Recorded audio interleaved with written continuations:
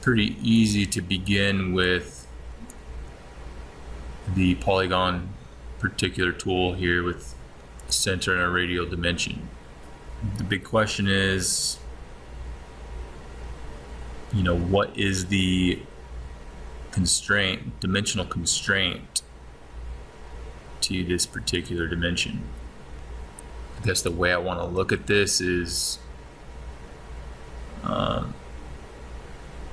what is the recipe for any size nut and any size threads and any particular pitch?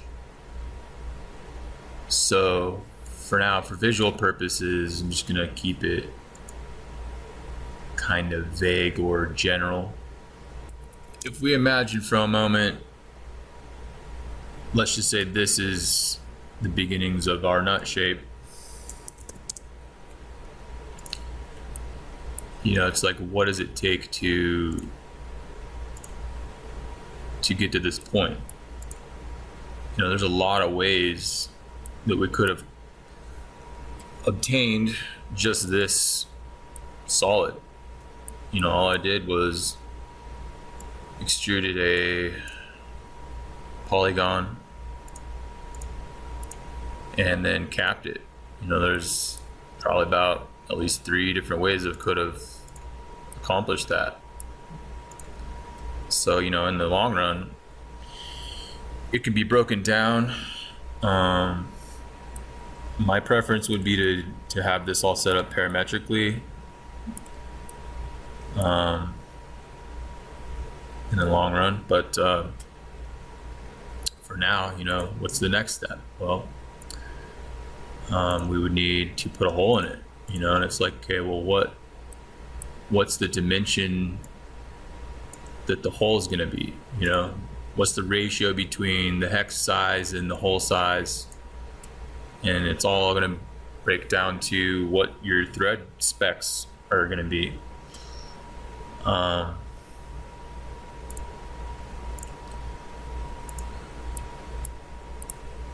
So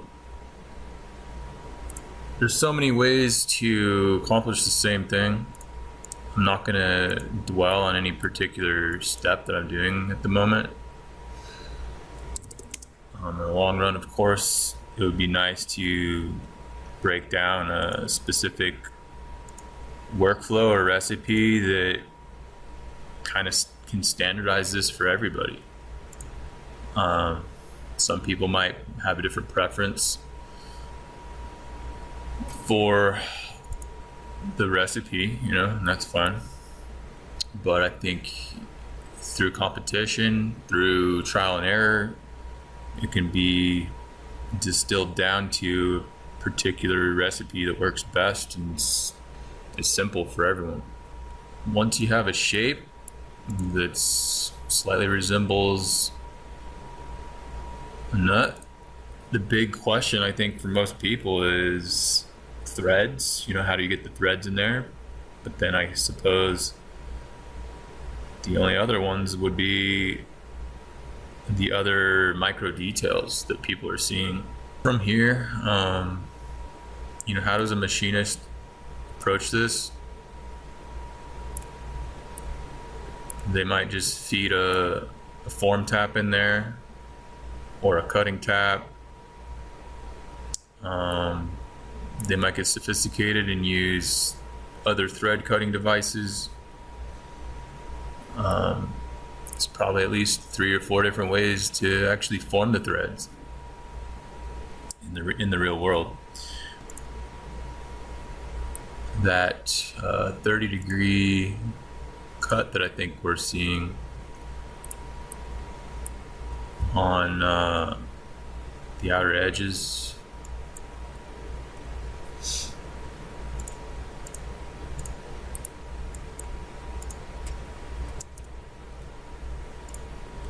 so the question is, it's in what direction? 30 degrees relative to what?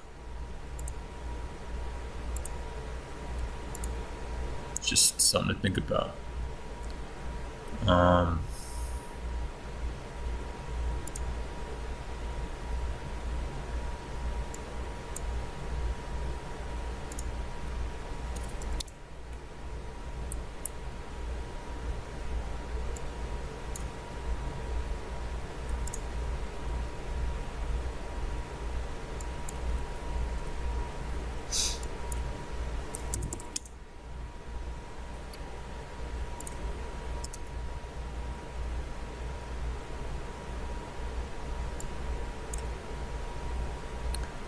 So in this case, I'm just going to shoot with 30 degrees relative to the face.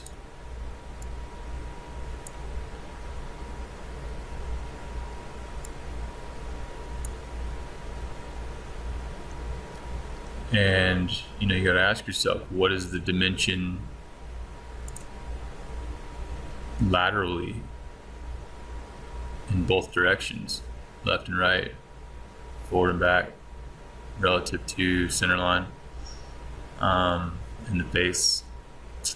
Each face got to be constrained somewhere.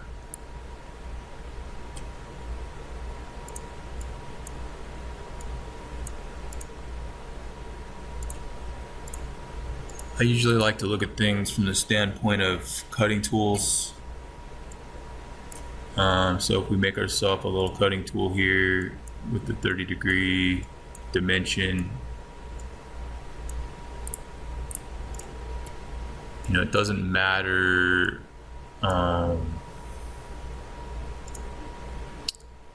where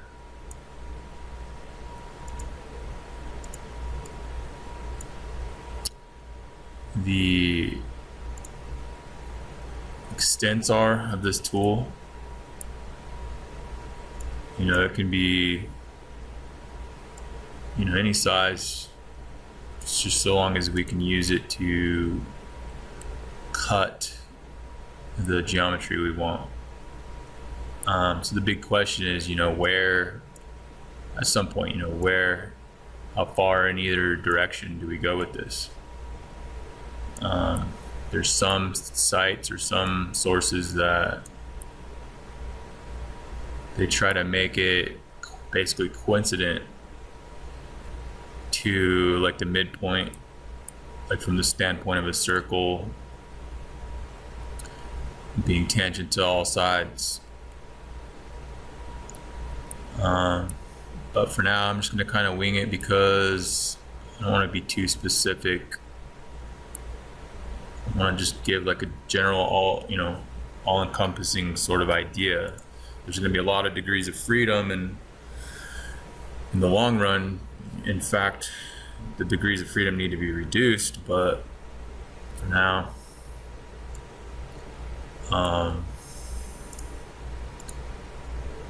we will just focus on a general aspect of this. And technically, I don't even, depending on how you do this, you don't even need all this extra information. I can just revolve this.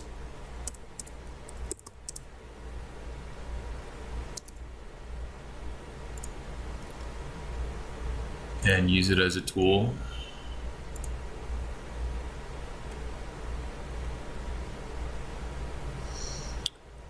Some people would probably want to see a boolean operation.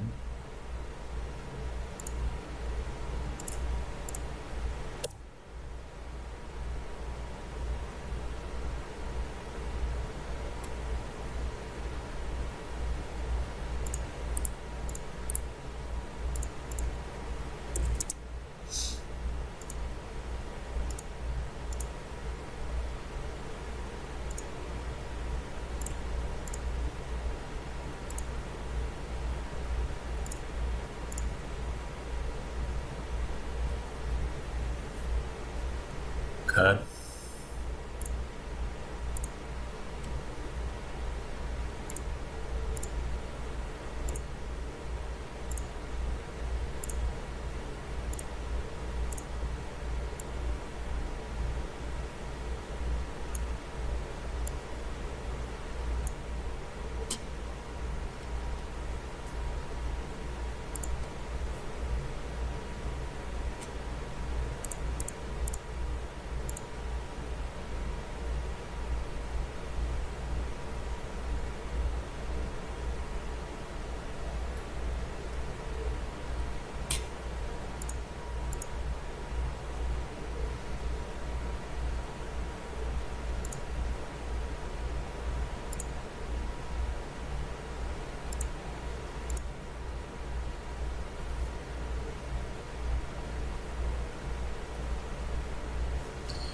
Okay, and the same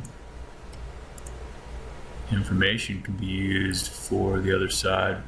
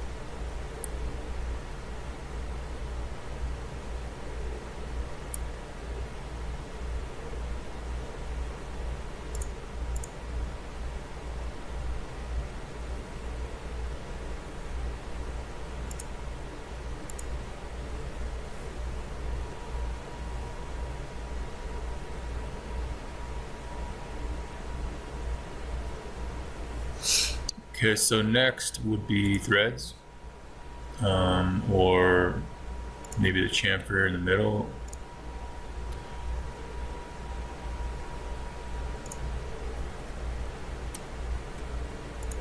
And there we're talking about 120-degree angle.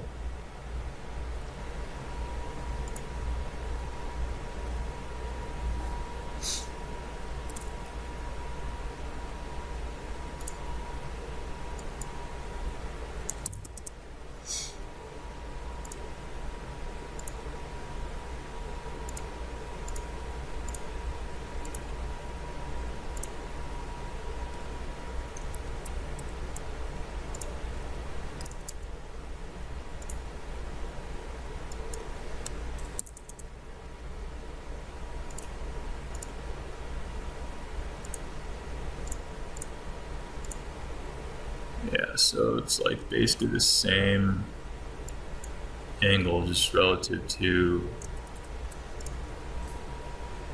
different direction. It's like all depends how they measure it.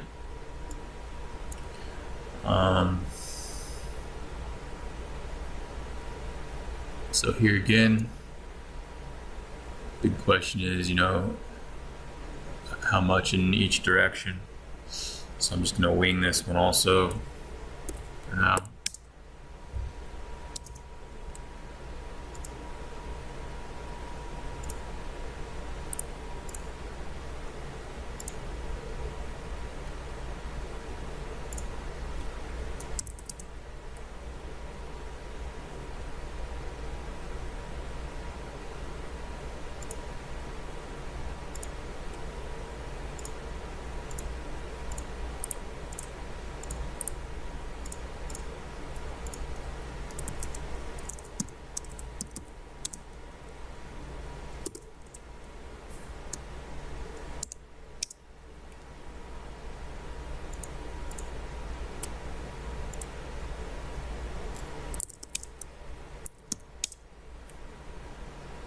Okay, so there's a few ways that could be done, but I don't know, I was just trying to control it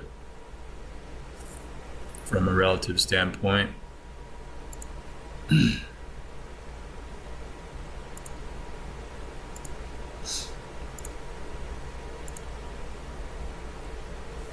Okay, so we have basic nut, arbitrary dimensions, basic features, countersink. So what's left would be the threads.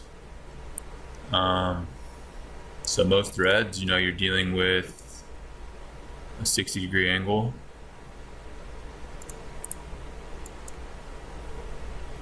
Well, not most threads, but it's common to see a 60-degree angle. So here again, 30 degrees from each side. And 60-degree cutting tool. So assuming it'll be clockwise,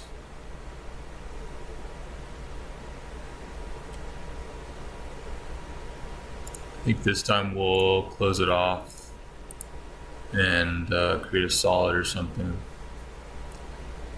So we're basically at the midline.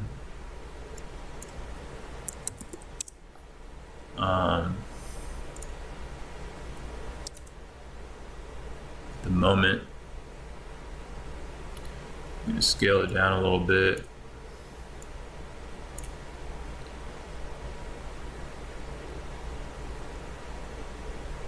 So, question here is, you know, how deep? Probably going to start a little above that surface. And eventually we got to answer the questions of position. Orientation right now is flat at the midline. And so the next thing we need is a helix. So where's that fancy tool located? Helix in the curved toolbar. Question here is starting point. I'm gonna go some space off.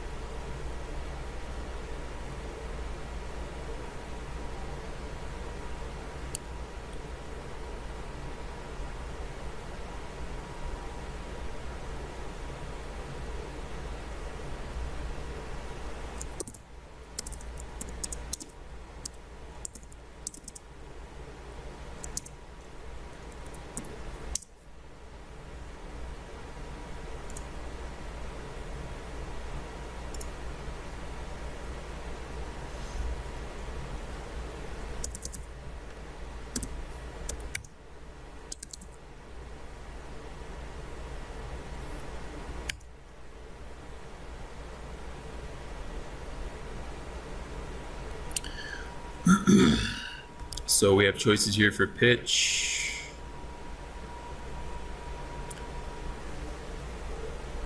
So let's see, so 20, let's just do it per inch, 20 per inch.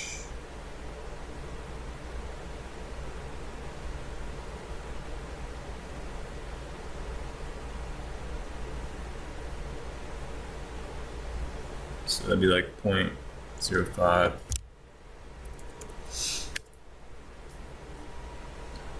So we're not really to scale. So I guess I'll just keep hitting this till it just looks visually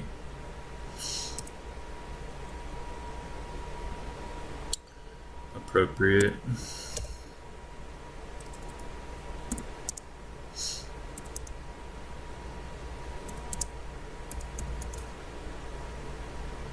That's probably okay for now.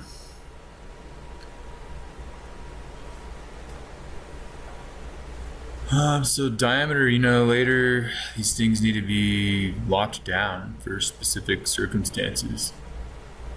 But for now, I'll try to make it kind of realistic looking. Maybe something like that.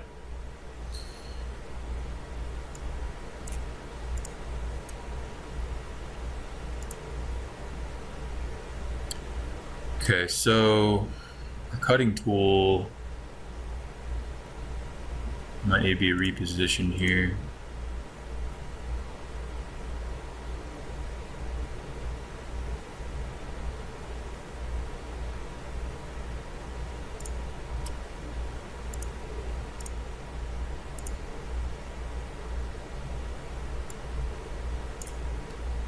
So we are quite a bit out in space, but it's okay.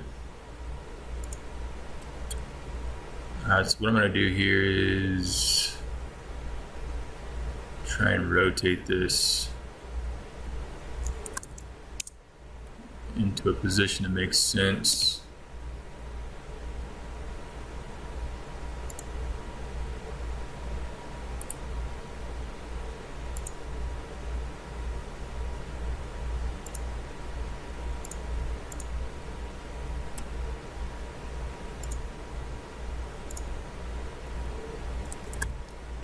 And then rotate my original cutting tool.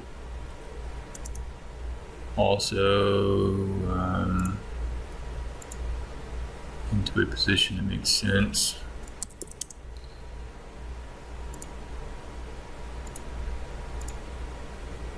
Okay.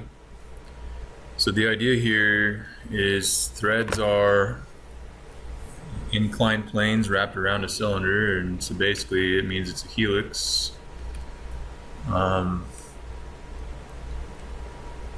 With a 60-degree feature. So this next part is where I think quite a few operators will have some trouble. So I believe the tools we're after or something like sweep.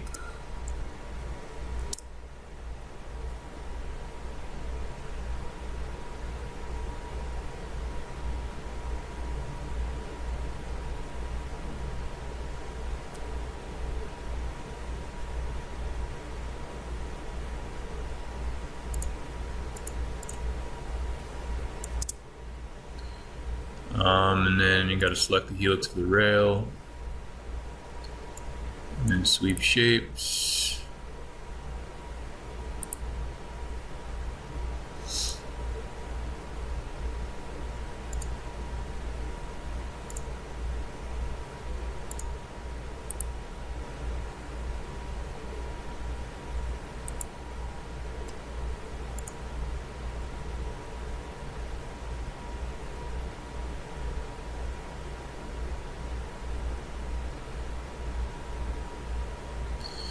So we can just kind of wing it and go with that first little shot there. And then since this is solid, I believe we can just go ahead and boolean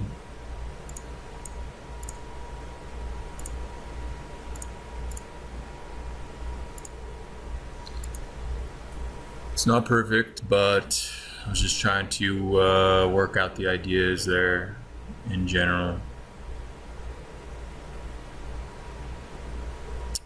And eventually my intent would be to revise everything, distill it down, and have something that's streamlined, parametric, adjustable, compliant to different scenarios. Definitely want to be able to make different sizes, different pitch, thread types. I still want to keep it simple. Wouldn't want to have to try and tackle every single thread shape, but get something for the most common type of situations and sizes.